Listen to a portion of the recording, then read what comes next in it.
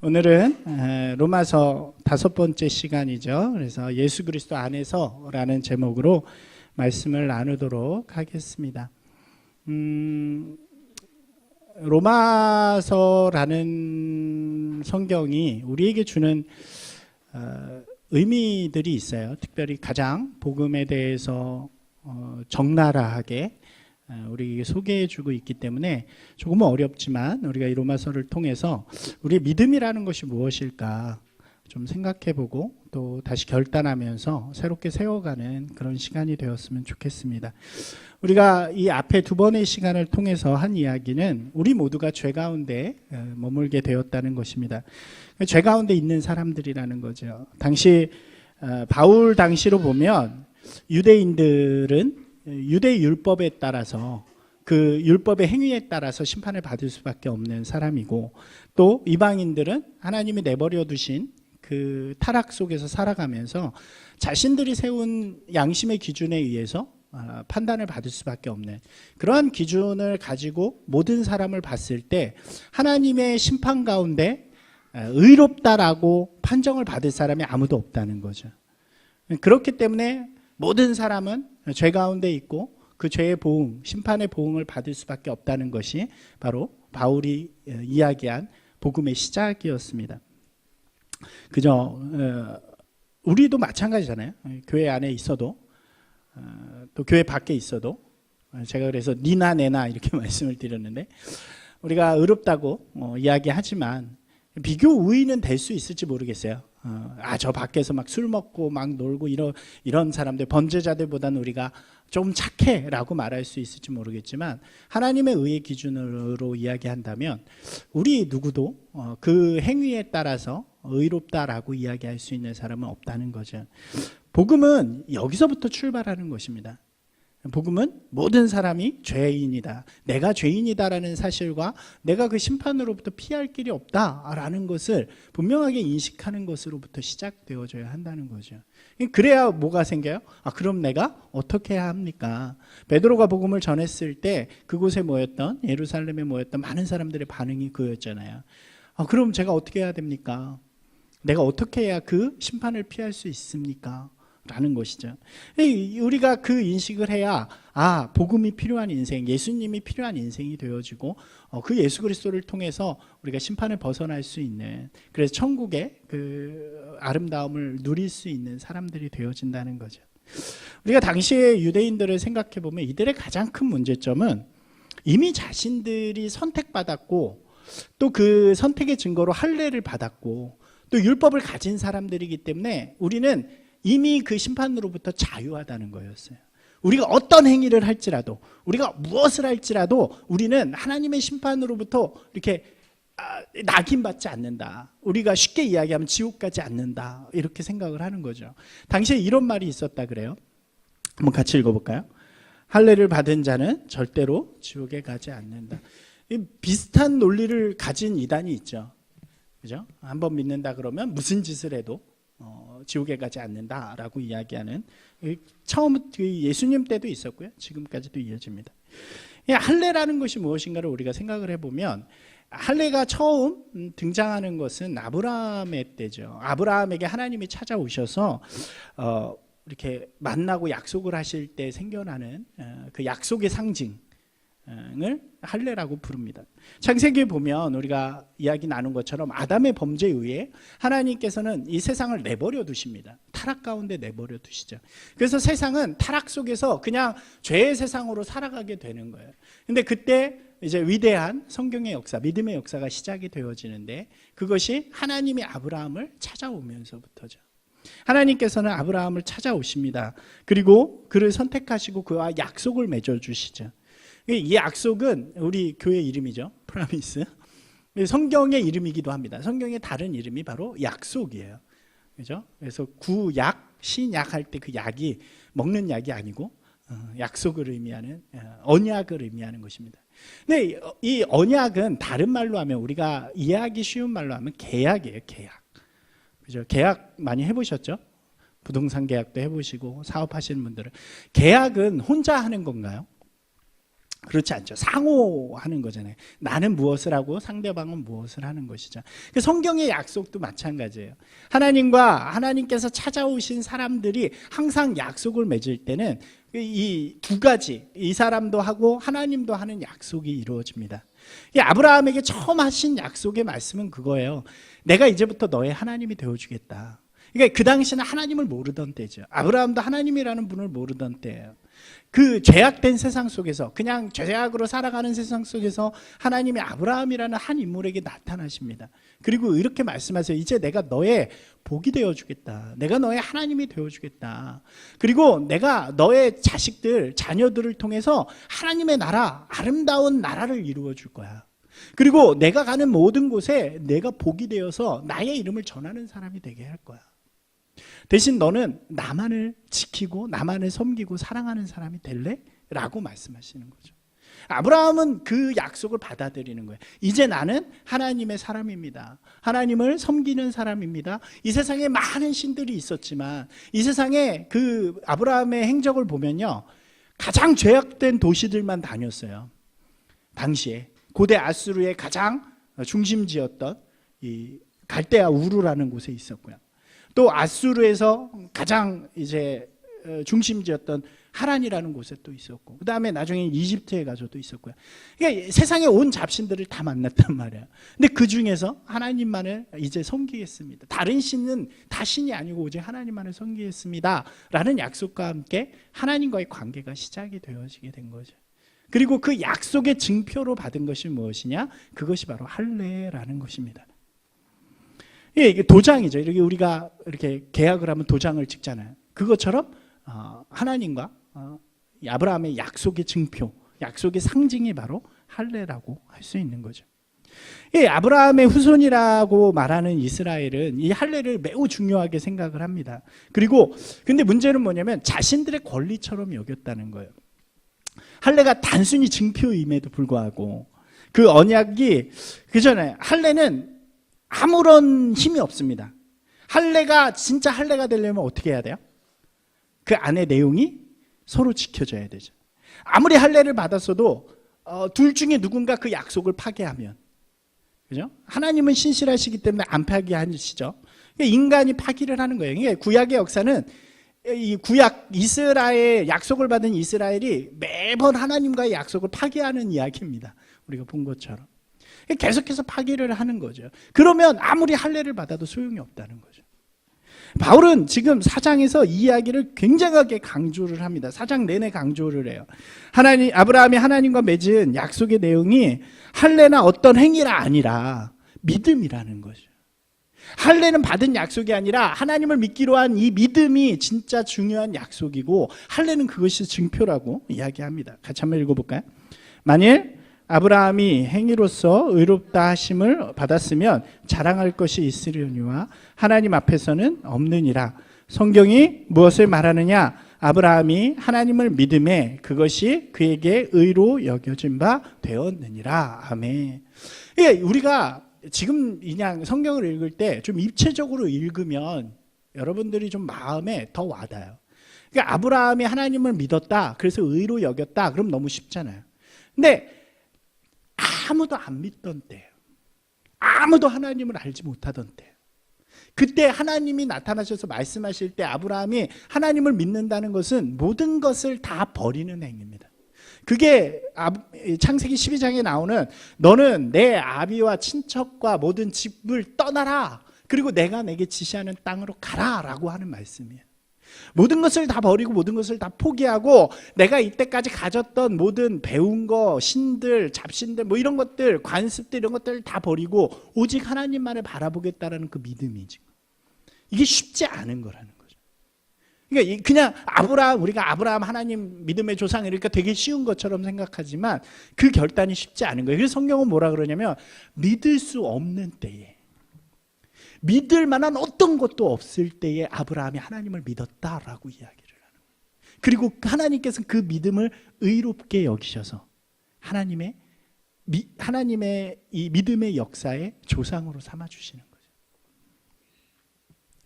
할례는 그 증거밖에 되지 않는다고 이야기하는 것입니다. 그렇기 때문에 할례를 받느냐 안 받느냐가 중요한 것이 아니라 믿음이 있느냐 없느냐라는 것이 중요하다는 거죠. 할례를 했지만 믿음이 없어요. 그러면 언약의 자격이 없고, 할례를 안 받았지만 그 믿음이 있다면 언약의 자격이 있다는 거죠. 여러분, 바울이 이것을 너무나도 강조를 합니다. 물론 대상이 유대인이에요. 우리가 이 말씀을 읽으면서 유대인들 나쁜 놈 이렇게 생각하지 말고요, 우리 가운데 이런 믿음이 있지 않은가 좀 바라봐야 된다는 거죠. 여러분, 이 시대에도 할례와 같은 게 있지 않나요? 여러분, 우리가 어떤 게 있을까요? 할례와 같은 게. 제가 가만히 생각해 보니까 교회도 그런 것 같아요. 그러니까 교회라는 곳 말고요, 교회를 다니는 것. 우리가 이렇게 생각할 수 있잖아요. 교회를 다니면 다 구원을 받아. 내가 오늘 교회를 왔으니까 나는 어떤 짓을 해도 나는 괜찮은 사람이야. 마치 교회에 예배 드리는 것을 우리가 지은 모든 죄를 이렇게 버리고 오는 해우소처럼 생각하는 경우가 우리 가운데 있잖아요. 나는 십자가를 달고 다녀. 나는 차에 십자가를 걸고 십자가 귀걸이를 하고 십자가 목걸이를 해. 난 그러니까 구원받을 자격이 있어. 우리 집에 가면요, 액자가 큰 게 있는데 거기에 말씀이 써 있어요. 보통 무슨 말씀이 써 있나요? 범사에 가면 또 뭐 있어요? 시작은 미약하였으나 뭐 이런 거 많이 써 있죠. 이거는 거기에 가면 써 있나요? 그 가게 같은데. 그것이 우리의 믿음을 보장해 주냐고요.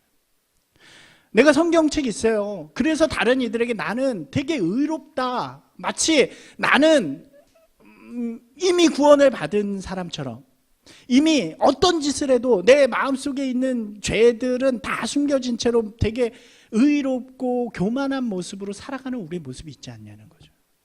그러니까 이 시대에 그런 마음이 있다면 우리는 제2의 유대인밖에 되지 않는 거예요.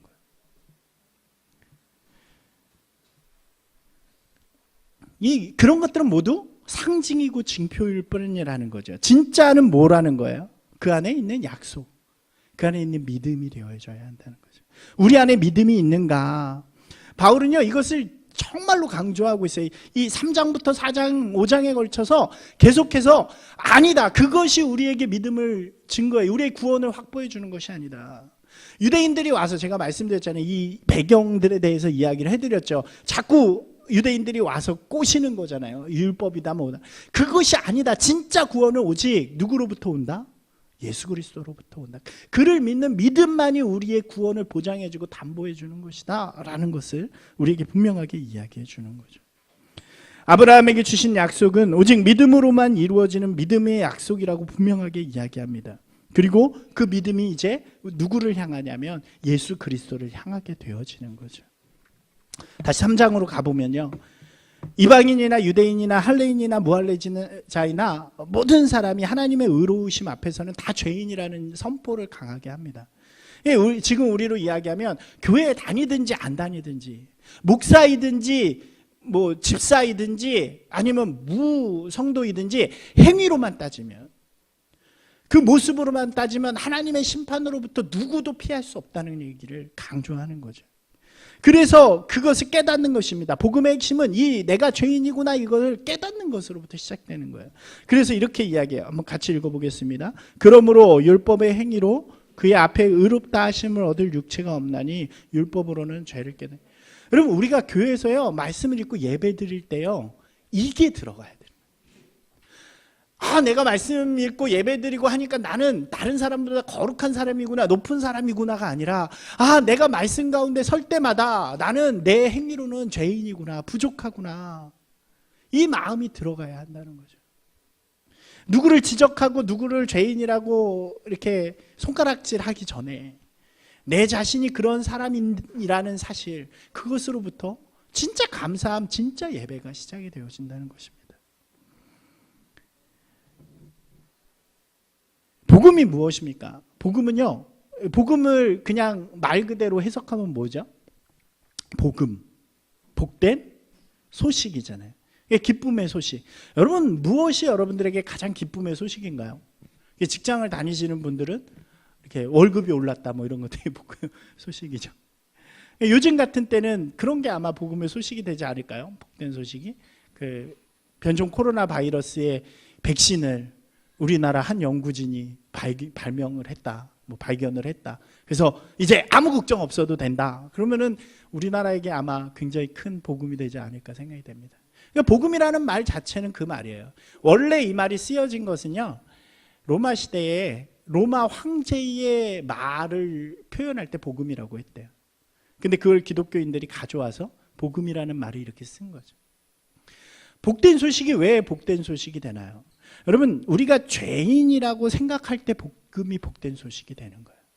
왜요? 난 죽을 수밖에 없는데, 난 심판받을 수밖에 없는데, 그 해결할 수 있는 방법이 뭐예요? 그때 복음을 전해주는 거예요. 바울이 와서 이야기하는 거예요. 모두가 심판 가운데 있지만 뭐라고 말씀하시는 거예요? 하나님이 의를 보내주셨어요. 우리 하나님 앞에서 심판받을 수밖에 없는데 하나님이 그것을 해결해 주시기 위해서 한 의로우신 분을 보내주셨어요. 그분으로 말미암아 우리 모두가 그 심판으로부터 자유로울 수 있습니다. 이렇게 표현해요. 같이 읽어보겠습니다. 모든 사람이 죄를 범하였음에 하나님의 영광에 이르지 못하더니, 모두가 죄인이어서 하나님의 영광에 이르지 못해요. 이 영광이 바로 다른 말로 하면 하나님의 나라, 하나님의 의예요. 심판으로부터 자유할 수 없다는 얘기예요. 근데 그 다음에 말씀이 선언이 됩니다. 같이 읽겠습니다. 그리스도 예수 안에 있는 속량으로 말미암아 하나님의 은혜로 값없이 의롭다 하심을 얻은 자 되었느니라. 이 말씀 많이 읽어보셨죠? 근데 이 말씀이 읽을 때 잘 안 와닿았어요. 그래서 쉬운 번역으로 보니까 너무나도 감사한 말이에요. 한번 같이 읽어보겠습니다. 하나님께서는 그리스도 예수를 통해서 모든 사람을 죄에서 풀어주시고 당신과 올바른 관계를 가질 수 있는 은총을 거저 베풀어 주셨습니다. 여러분, 우리가 로마서를 하면서 이렇게 이야기했던 단어가 혹시 여기서 보이십니까? 안 보이시면 이상하죠. 제가 색깔을 다르게 해놨는데. 그렇죠? 올바른 관계라는 거잖아요. 제가 원죄라는 표현을 여러분에게 강조하면서 말씀드렸어요. 원죄가 뭐라고 이야기했나요? 기억이 나시나요? 원래 하나님께서 이 세상을 창조하시고 아담을 창조하셨을 때 하나님과 아담은 어떤 관계 가운데 있었어요? 아름다운 관계, 잘 이루어진 관계 가운데 있었죠. 그 관계의 의미는 뭐였냐면 세 가지로 말씀드렸어요. 하나님을, 기억 안 나세요? 알고, 하나님을 사랑하고, 하나님의 뜻에 순종하고. 한번 같이 해볼까요? 하나님을 알고, 하나님을 사랑하고, 하나님 뜻에 순종하고. 예, 이게 하나님과 인간과의 아름다운 올바른 관계였단 말이에요. 근데 그 약속을 누가 깨요? 아담이 깼잖아요. 그래서 그 관계가 더 이상 지속이 될 수 없습니다. 그래서 인간은 더 이상 인간의 의지로 하나님을 알 수 없어요. 인간은 더 이상 하나님을 사랑하지 않습니다. 세상과 자기를 사랑해요. 인간은 더 이상 하나님의 뜻이 아닌 세상의 뜻과 자기의 뜻을 세워서 살아가게 되는 거예요. 이게 원죄라고 말씀을 드렸어요. 하나님과 깨어진 관계. 근데 오늘 뭐라고 이야기해요? 다시 한번 보실까요? 하나님께서 그리스도 예수를 통해서 우리의 모든 죄에서 원죄로부터 해결해 주셨어요. 그리고 다시 올바른 관계를 시작하신다는 거예요. 할렐루야. 그러니까 이제 우리는 어떤 사람이 될 수 있는 거예요? 예수 그리스도로 말미암아 예수 그리스도 안에서 하나님을 알 수 있어요. 예수 그리스도 안에서 하나님을 사랑할 수 있어요. 예수 그리스도 안에서 하나님의 뜻에 순종할 수 있는 사람이 되요. 여러분, 이게 신앙이라는 거예요. 그러니까 우리가 예수 그리스도로 말미암아 예수 그리스도를 믿는다는 것, 우리가 하나님을 믿고 따른다는 것은 그냥 우리가 보통 나 미국이 있는 거 알아, 믿어, 이런 의미가 아니라요. 예수 그리스도를 믿는 순간 우리 가운데 하나님이 태초에 주셨던 그 형상이 회복되어지는 거예요. 그래서 우리가 이제 하나님을 알고 하나님과 교제하면서 또 하나님을 사랑하면서 또 하나님의 뜻을 우리가 깨닫고 그 뜻을 따라가면서 사는 사람이 되었다는 거예요. 여러분, 믿음으로 변화된 사람들은 그렇다는 거예요. 죄의 문제가 해결되었기 때문에. 여러분, 우리가 신앙을 가진다는 올바른 의미는 여기서 해석이 되어지는 거예요. 성경에 보니까 뭐라고 이야기하냐면요, 예수님의 중보자다 이렇게 이야기해요. 중보자. 여러분, 중보자 많이 이야기하잖아요. 우리가 중보자의 뜻이 뭘까요? 이거 하나 읽고 갈까요? 같이 읽겠습니다. 곧 우리가 원수 되었을 때에 그의 아들의 죽으심으로 말미암아 하나님과 화목하게 되었은즉 화목하게 된 자로서는 더욱 그의 살아나심으로 말미암아 구원을 받을 것입니다. 여기 굉장히 중요한 말들이 많이 나와요. 이게 원래 우리가 죄로 인해서 하나님과 어떤 관계가 되었다는 거예요? 원수예요. 이 성경에서 말하는 되게 무서운 거예요. 원수예요. 이어질 수 없는 관계, 깨어진 관계, 서로 보면 죽여야 하는 관계. 이게 원수죠. 죄는 우리에게 그런 결과를 가져왔어요. 근데 이 원수 되었던 관계를 하나님이 너무 안타까워 하시는 거예요. 그래서 누굴 보내셔요? 그의 아들 예수 그리스도를 통해서 그의 죄를 해결하시죠. 이제 그 이야기는 뒤에 나옵니다. 그 뒤에 나오고요. 그냥 먼저 보면 이렇게 이야기해요. 근데 그의 아들이 이 땅에 오셔서 죽었어요. 뭐가 됐어요? 그래서 하나님과 화목하게 되었대요. 여러분 구약에 보면요, 제사 중에 화목제라는 게 있습니다. 화목제의 목적은요, 화합할 수 없는 하나님과 인간이 서로 기쁨 가운데 하나 되는 것을 의미해요. 예수님이 이 땅에 오셔서 하신 일이 뭐냐? 바로 화목 제물이 되어 주신 거예요. 그런데 그곳에는 화목제에는 반드시 제물이 들어가거든요. 대신 죽어야, 죄가 해결돼야 하기 때문에. 예수님이 오셔서 화목 제물이 되어 주셨어요. 그래서 예수님을 뭐라고 부르냐면 중보자라고 부르는 거예요. 중보자. 중보자가 뭘까요? 우리가 저는 그런 것 같아요. 그러니까 가끔씩 보면 예전에 이제 교회를 다닐 때 교회를 다니신 오래된 분들이나 이런 분들도 마찬가지인데 단어를 잘 모르고 사용할 때가 되게 많은 거예요. 이 단어를 사용하시는데 그 단어의 뜻을 정확하게 모르고. 그러니까 우리가 단어를 아는 게 되게 중요하죠. 중보자라는 게 뭘까요? 그러니까 영어로는 미디에이터 이렇게 부르는데 이 단어의 그 의미가 뭐냐면 이렇게 두 개가 같이 만날 수 없는 물질이 있습니다. 그 물질을 만나게 해주는 거죠. 중간에서. 그게 저 단어의 의미예요. 그래서 이 단어가 어디에도 쓰이냐면 사고 파는데 중개를 할 때도 저 단어가 쓰여요. 근데 이 중보라는 의미에서 쓰일 때는 원수와 원수된 것을 이어주는 사람이에요. 이때 중보자로 쓰이는 거예요. 그러니까 중보자는 오직 누구밖에 없는 거예요? 예수님밖에 없는 거예요. 자, 중보가 되려면 어떻게 해야 될까요? 예를 들어서 두 나라가 원수가 됐어요. 거기서 중재하는 나라가 생기잖아요. 그러면 이 중재하는 나라가 이 둘을 중재하려면 어떻게 해야 될까요? 이쪽의 요구와 이쪽의 요구를 잘 들어줘야 되잖아요. 그래서 그걸 해결해 줘야죠. 자, 우리가 생각해 봅시다. 하나님과 인간이 원수됐어요. 죄 때문에. 그러니까 하나님의 입장에서 뭐가 해결이 돼야 될까요? 하나님의 입장에서 죄는 죽음이니까 누군가는 죽어야 되는 거예요. 인간의 입장에서는 내 죄가 해결되어져야 돼. 나 심판받아서 지옥 가면 안 돼요. 맞나요? 그것을 모두 해결해 주실 분은 죄가 없으시면서 죽으실 수 있는 분이어야 되는 거예요.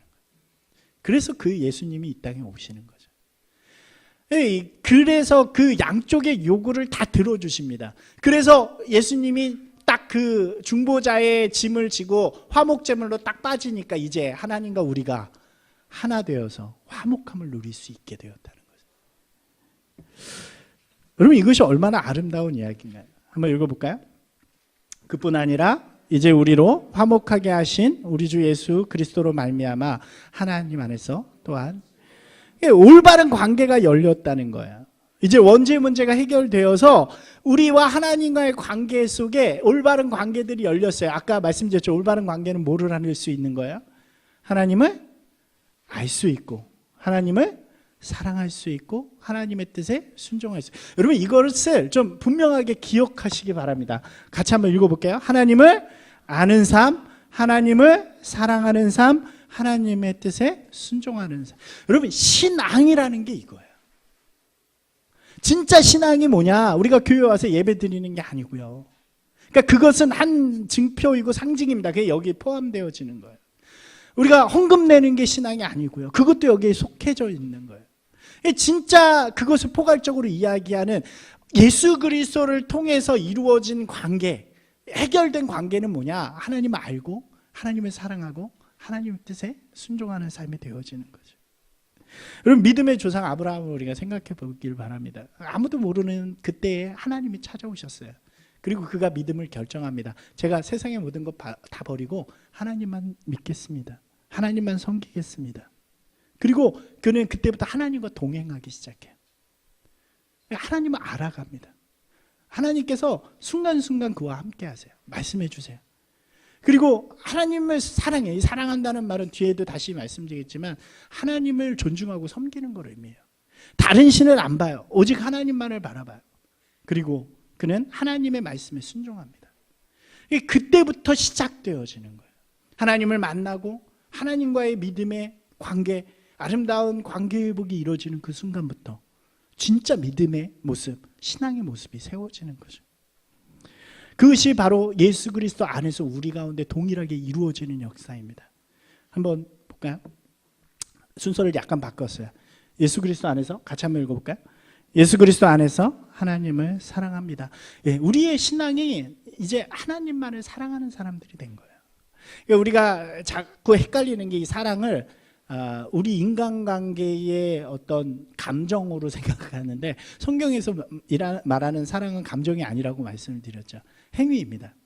이 여기에 뭐가 포함이 되어졌냐면 다른 이야기로 하면 존중과 섬김이에요. 여러분 우리가 아내를 존중하잖아요. 아내를 존중한다는 건 뭐예요? 나의 유일한 배필이라는 거죠. 그러니까 내가 다른 사람하고 뭐 사랑을 한다든가 관계를 한다든가 이러지 않고 오직 아내만을 바라보겠다는 것. 그게 아내를 존중하는 마음이죠. 하나님을 존중한다는 것은요, 하나님 외에 다른 신을 섬기지 않겠다는 것을 의미해요. 하나님을 사랑한다는 건요, 내가 다른 것을 보지 않겠습니다라고 말하는 거예요. 여러분 우리가요 보면 이 당시에도 마찬가지고 이스라엘도 우리가 생각을 해보면요, 우리가 이스라엘 계속 공부하잖아요. 그러니까 알잖아요. 이스라엘이 하나님만 섬겼나요? 늘 하나님 옆에 뭘 두죠. 뭐 바알을 둔다든가. 그러니까 나에게 뭔가 이득이 될 만한 거, 뭐 그런 것들을 항상 갖다 두죠. 그 순간 하나님과의 약속이 깨어지는 거예요. 여러분 우리가 하나님을 믿고 예수 그리스도 안에서 관계가 회복되어진다는 것은 다른 신을 바라보지 않는 거예요. 여러분 우리 가운데도 그런 사람들이 있지 않나요? 이렇게 가끔 보면 이렇게 전보러 다니는 사람들도 있고. 여기는 없으시죠? 또 어떤 사람이 있냐면 재미로 그냥 하는 거지만 뭐 이렇게 오늘의 운세를 날마다 아침마다 이렇게 찾는 사람들이 있어요. 심지어 저는 그 사역자들 중에서도 그런 사람을 봤어요. 이렇게 보면서 아침 오늘의 운세는 어떻대 막 이러면서 동남쪽으로 가면 귀인을 만난대 뭐 이러고 오늘 재물운이 있대. 뭐 그런 거 아니더라도 우리 가운데 미신들이나 뭐 그런 거 있잖아요. 뭐를 문지방을 뭐 넘지 말라 뭐 이런 거. 그런 것들을 아주 좀 쉽게 여기는 경향들이 있죠. 무엇인가 하나님께서 주신 하나님을 따르는 것이 아니라 다른 것을 신뢰하는 마음들. 우리 가운데 그런 것들이 있을 때 하나님을 사랑하는 것이 부족해지는 것입니다. 그러니까 우리 가운데 정말 온전한 신앙, 아름다운 신앙이 된다는 것은 그러한 불신앙들을 제거하는 일들이에요. 내가 오직 하나님만을 사랑하고 하나님만을 존중하고 하나님만을 섬기는 사람이 되겠습니다. 또 하나 있죠. 또 하나는 하나님을 사용하는 거예요. 사랑하는 게 아니라 사용하는 사람들이 있어요. 이번에 이건 말하기도 부끄러운데 그 아주 되게 재밌는 광고를 하나 봤어요. 그 한 중고 매매 거래 사이트에 올라온 광고인데 이런 광고였어요. 우한 폐렴 코로나 바이러스 기도해드림 최저가 400원. 여러분 장난 같죠? 이러한 광고가 40여 개 이상 올라왔습니다. 최고가는 2만 원부터예요. 최저가가 400원이고. 그리고 실제로 어떻게 하냐면 이렇게 문자를 보내면 기도해 드렸다는 것을 인증샷으로 보내줍니다. 그런 것들이 이제 막 그 올라온 거예요. 그 사이트 같은데. 그래서 이름이 틀렸다고. 그럼 다시 기도해 드렸습니다. 비싼 거는 어디 가서 길게 기도해 주는 건가 봐요. 여러분 이것을 요구하는 사람도 웃기지만 이렇게 하는 어떤 것도 웃기잖아요. 종교 사기, 하나님을 사용해서. 이거는 아주 극단적인 예죠. 여러분 근데요 우리도 그런 마음을 가질 때가 있지 않나요? 하나님을 섬긴다, 하나님을 사랑한다라는 표현이 나의 무엇인가를 얻기 위한 도구처럼 사용되어질 때가 있죠. 너무 쉽게 하나님을 사랑합니다 그러면서 하나님 사랑하니까 저한테 이만큼 주세요. 저 이번에 뭐 하는데 이게 막 잘 돼가지고 이렇게 할 수 있게, 저 진짜 사랑하는 거 아시죠? 주세요. 이런 식의 어떤 우리의 신앙도 하나님을 사용하는 모습일 때가 있잖아요. 물론 우리의 갈급함과 우리의 어려움을 주님 앞에 구하는 기도가 있습니다. 근데 그런 거 말고요. 우리가 그걸 알잖아요. 모르시나요? 이게 내 욕심으로 구하는 건지 아니면 정말 갈급함 가운데 구하는 건지 우리가 알잖아요. 우리의 신앙 가운데도 그런 욕심들이 있다는 거죠. 하나님을 사용하고 싶을 때. 여러분, 진짜 신앙은요, 하나님을 사용하거나 다른 사람을 바라보는 것이 아니에요. 다른 신을 바라보는 것이 아니라 오직 하나님만을 사랑하는 것입니다. 누구 안에서요? 예수 그리스도 안에서. 사랑하는 여러분, 하나님을 사랑하는 분들이 되시기 바랍니다. 두 번째는요, 예수 그리스도 안에서 하나님을 깨닫는 거예요. 한번 같이 읽겠습니다. 예수 그리스도 안에서 하나님을 깨닫습니다. 이게 하나님을 알아가는 것이 우리의 진짜 신앙의 모습이라는 거죠. 믿음은요, 그 대상이 분명해야 돼요. 하나님을 사랑해요. 하나님을 사랑합니다. 하나님을 사랑합니다. 근데 누구세요? 이상하잖아요. 정말 사랑하면 알고 싶지 않나요? 아니신가요? 정말 사랑하면 알고 싶잖아요. 저는 여러분을 사랑해요. 그래서 여러분에 대해서 알고 싶어요. 저한테 좀 얘기해 주세요. 만나야죠. 알고 싶으면 만나고 그 사람의 얘기도 듣고 그러는 거죠. 그러니까 하나님을 정말로 이렇게 관계가 회복된 사람은요, 하나님을 알고 싶어 하는 거예요.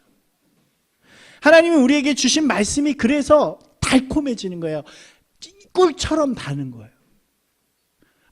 이 하나님이시구나. 이런 하나님이시구나. 그래서 말씀을 대할 때마다 기쁘고 감사하고 너무 좋은 거예요. 우리 삶을 통해서 경험되어지는 하나님을 자꾸 습득하는 거예요. 이것이 진짜 하나님과 함께하는 깨닫는 신앙이죠. 근데 보면요, 어떤 신앙은요, 하나님에 대해서 관심이 별로 없어요. 막 교회를 열심히 다니고 모두 하는데 하나님에 대해서 알고자 하는 마음도 없고 관심도 별로 없는 사람들이 있어요. 그 사람들한테 뭐가 중요한지 아세요? 경험이 중요해요. 경험. 하나님의 어떤 분이신지보다 내가 경험한 그게 더 중요해요. 저는 심지어 이런 말도 들었어요. 성경이 뭐가 중요해? 내가 경험한 게 있는데. 내가 경험해 보니까 이런 분이야. 성경보다 더 이게 더 중요하지. 여러분, 제가 여러 번 말씀드리지만 가장 위험한 사람은요, 종교적이지만 성경적이지 않은 사람이에요. 여러분, 이런 사람들 절대 조심하세요. 모든 경험은요, 성경으로 해석이 되어져야 돼요. 그렇지 않으면 절대로 말하면 안 돼요. 여러분도 경험하실 수 있잖아요. 예를 들어서 막 환상을 경험하실 수 있어요. 그죠? 막 아팠다가 누웠는데 하나님의 나라가 막 보이고 그럴 수 있어요. 그리고 막 방언도 할 수 있고요. 또 뭐 할까요? 뭐 해보실래요? 뭐 말로 하는 건데 뭐든지 다 하잖아요. 병도 고칠 수 있어요, 기도하다가. 이거는 하나님이 그 순간 주시는 능력일 수도 있고 어떤 초자연적인 힘일 수도 있어요.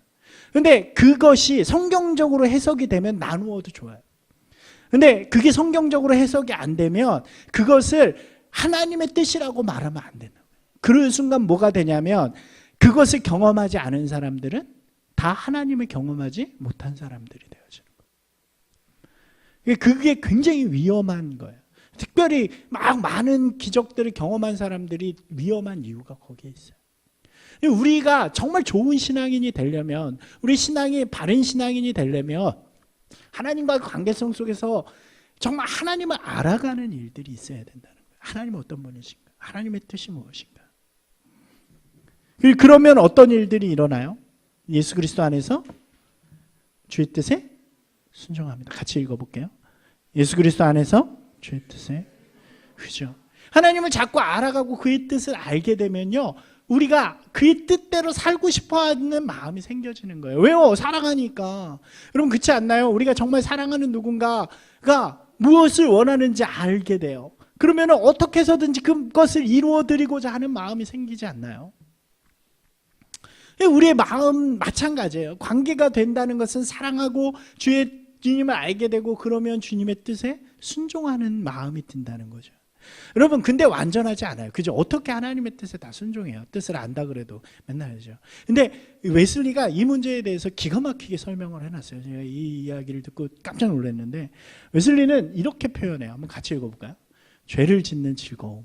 그러니까 우리가 하나님을 예수 그리스도로 만나 예수 그리스도를 통해서 우리의 삶이 거듭나기 전에는요. 그러니까 죄악된 세상 가운데 있을 땐 이게 있대요.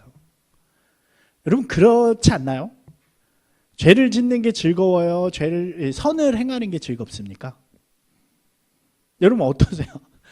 다른 사람 한번 생각해 보세요. 다른 사람을 놀리는 게 즐거워요? 막 다른 사람을 칭찬해 주는 게 즐거워요? 이렇게 뭐라고 말해야 될지 잘 모르시겠나요? 아니, 우리가 기본적으로 생각하면 놀리는 게 재밌죠. 그러니까 우리 인간은 죄 가운데 있을 땐 죄를 짓는 즐거움이 있다는 거예요.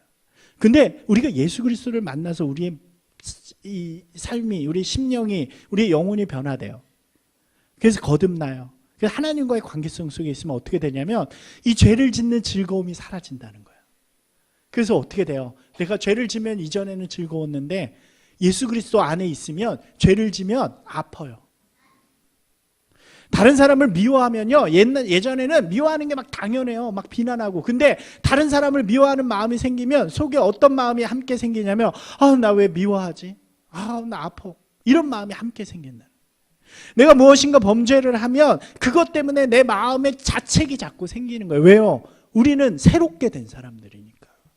죄를 안 지을 수는 없어요. 왜냐? 우리는 죄된 세상 속에 살아가요. 그러니까 실수할 수도 있고 범죄할 수도 있어요. 그런데 우리 마음속에 그것을 즐겨하고 그것을 당연시하는 마음이 사라지기 시작한다는 거예요. 왜? 우리는 주님 안에 새롭게 된 사람들이니까. 그럼 어때요? 이제는 그렇게 살아가지 말아야 되겠구나. 이제는 한번 내가 10번 다 미워했으면 이제 10번 중에 5번은 용서해 봐야 되겠구나. 그렇게 점점 변해가는 삶이 되어진다는 거예요. 이게 주님의 뜻에, 하나님의 뜻에 순종하는 사람이 되어진다는 거죠. 예수 그리스도 안에 있으면요, 예수 그리스도 안에서 회복된 사람들, 오직 주님이 주신, 하나님이 주신 그 은혜로 말미암아 아까 말씀대로 올바른 관계 안에 거하는 사람들은요, 이 관계가 회복되어진다는 거예요. 하나님을 사랑하고 하나님을 깨닫고 하나님의 뜻에 순종하는 사람. 누구 안에서요? 예수 그리스도 안에서. 이게 완전하지 않기 때문에 예수 그리스도가 늘 우리 가운데 함께 하시는 거예요. 성령님께서 우리와 함께 하시는 거예요. 예수님께서 기가 막힌 말씀을 하세요. 저는 성경을 이렇게 준비하고 말씀을 준비하다 보면 이렇게 깜짝깜짝 놀랄 때가 있어요. 이 말씀도 마찬가지였어요. 한번 같이 읽어볼까요? 나는 포도나무여 너희는 가지라. 그가 내 안에 내가 거하면 사람이 열매를 맺는 나를 떠나서는 너희가. 신앙은 결국 뭐예요? 주님과 함께하는 거예요. 왜? 주님을 떠나면 우리는 죄인이에요. 죄인. 예수님이, 하나님이 이 죄된 세상 속에서 오직 그 죄의 문제를 해결해 주실 분으로 예수님을 보내셨기 때문에 그래요. 그래서 우리는 날마다 예수 그리스도가 필요한 사람이에요. 우리가 예수 그리스도 안에 있어야 우리 안에 아름다운 열매들, 관계들, 그래서 우리의 신앙이 아름답게 맺혀지는 거예요. 하나님을 사랑하고 하나님을 알게 되고 하나님의 뜻에 따라 사니까 어떤 일들이 일어나요? 우리 삶에 아름다운 열매들이 맺혀지는 거예요. 여러분, 우리 교회가요, 우리 신앙이요, 다른 거 할 필요가 없어요. 뭐를 해요? 뭘 그렇게 해요? 우리 신앙은요, 그냥 이 예수 그리스도 안에서 주님과 함께 아름다운 관계를 가지는 거예요. 그리고 그 관계를 가진 사람들이 함께 모여서 그 사랑의 관계를 나누는 게 교회가 되어지는 거예요. 아직 믿지 않는 자들을 향해서 이 아름다움을 보라. 그 죽어가지 말고 그 하나님이 주신 이 구원 속에서 아름다운 천국을 소유한 사람들이 되십시오 하고 전하는 것이 바로 우리의 사명이라고 할 수 있는 거죠. 사랑하는 여러분, 날마다 예수님이 필요한 분들이 되시기 바랍니다. 한번 해볼까요? 날마다 예수님이 필요합니다. 예수님이 나와 함께 하심을 통해서 우리 안에 하나님을 사랑하는 마음이 불듯이 읽고 주님을 알고 싶어하는 마음이 더 많아지고 또 주님의 뜻에 더욱더 순종해가는, 그래서 아름다운 하나님의 나라를 이루어가는 저와 여러분이 되시기를 주님의 이름으로 축원합니다.